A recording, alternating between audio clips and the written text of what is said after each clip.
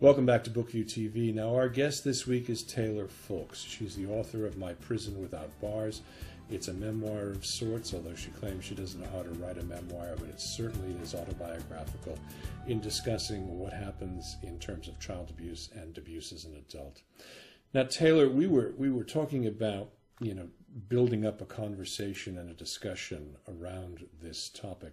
And I found the subtitle, which you mentioned before, rather interesting, but in your bio, you take it a step further. The subtitle of the book is The Journey of a Damaged Woman to Someplace Normal, to which you add in the bio, before she can write what she truly loves, mystery and romance. What's up with that? I've got a couple of stories in my head that...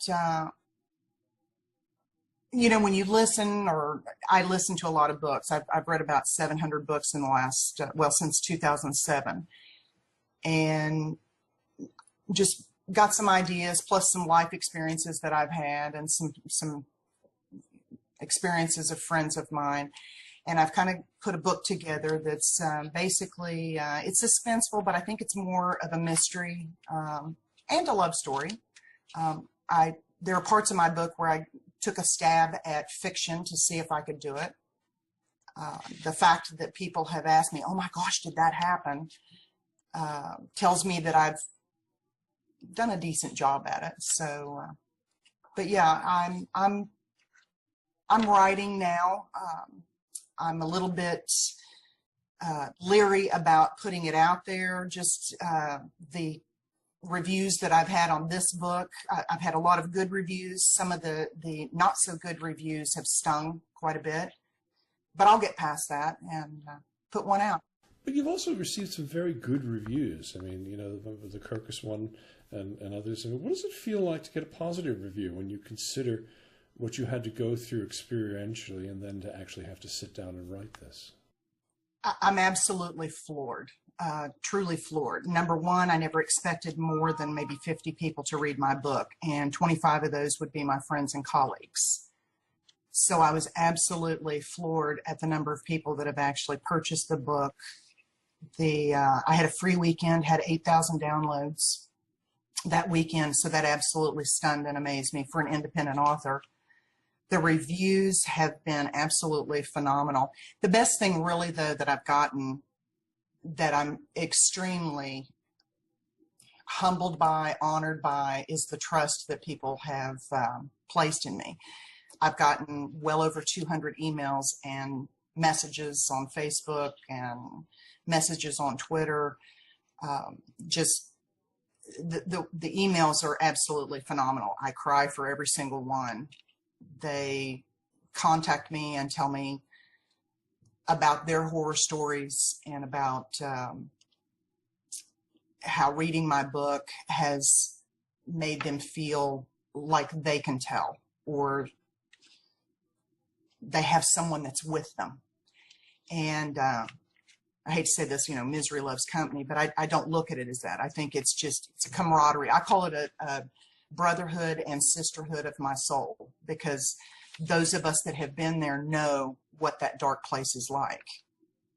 And nobody's abuse is any worse than somebody else's. I mean, it may sound different, but when you're there and you're alone and it's happening, you endure it alone. And so, it's a hell that's just, equal to anybody else's. Indeed. And you talked about, that people will trust you with their stories. Yeah, this is such an important issue, this issue of betrayal of trust. How big a role is that? Because, I mean, clearly in your book there were people, parental and other figures, that you would expect that would be people that you would trust, but that trust is betrayed in such a raw way. How does that work in terms of how you later in life, and also while you're going through it, process the abuse? Geez, that's a hard question. And I'm still working through that. I'm having difficulty right now with the relationship with my mother. My mother is still alive. My mother lives about 40 minutes away from me. And I love my mother for the fact that she is my mother. but I have two children that I would ruin my life for. I would kill for if someone harmed them or did something to them. And so looking at them and seeing them and knowing how much I love them, when my mother tells me she loves me, it's very, very hard. I mean, I can feel my body stiffen. My mother is also in denial. Parents are very good at that. Very good, yeah, very good at. Particularly when it goes on and, around them and right underneath their nose. Parents do a very, very good job of, God love them. They do their best, as we all do. And still you're in that situation and you're, looking for help. And it must be very difficult to try and ask for help in that type of a situation. Oh, absolutely. Absolutely. And really and truly, that's where the acceptance comes in, because I have actually, my mother actually told me last Easter, she put her arms around me and said, I love you so much. And I just want you to know that I am sorry for anything you think, there's the qualifier, anything you think I've done to betray your trust, or to wrong you in any way. The classic non-denial denial, if I've said anything. That's really the closest I'll ever come to an apology, but and that's okay. That's all she's capable of, I think. So. We're all doing the best we can, and that's the hardest thing to understand, of course, when you're in the middle of it. I want to shift gears a little bit.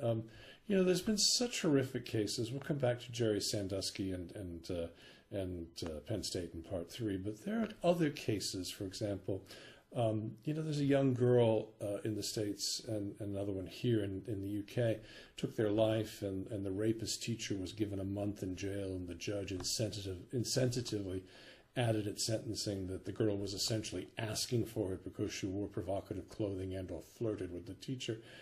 How do you process and even begin to talk about the rage that must be felt at that type of abuse by those in power who should know better? It's ignorance. I mean, it really is. And you basically give someone like that no... there are no words for it. For someone to say that you ask for something, the things that happen in this type of situation, anyone that abuses a child, they're sick. They have a problem. My book has been called A How-To for Pedophiles. I'm sorry, they don't need directions. It is something that they see a child from across the street and it's game on. It is a sickness, and it's not something that you can. I don't think that there's any cure. I mean, even aversion therapy, I don't think that there's any cure for it. When we come back with part 3 of our interview with Taylor Fulks, author of My Prison Without Bars, we're going to dive a bit deeper into society's growing abuse problem and what can be done about it when Bookview continues. Stay right here.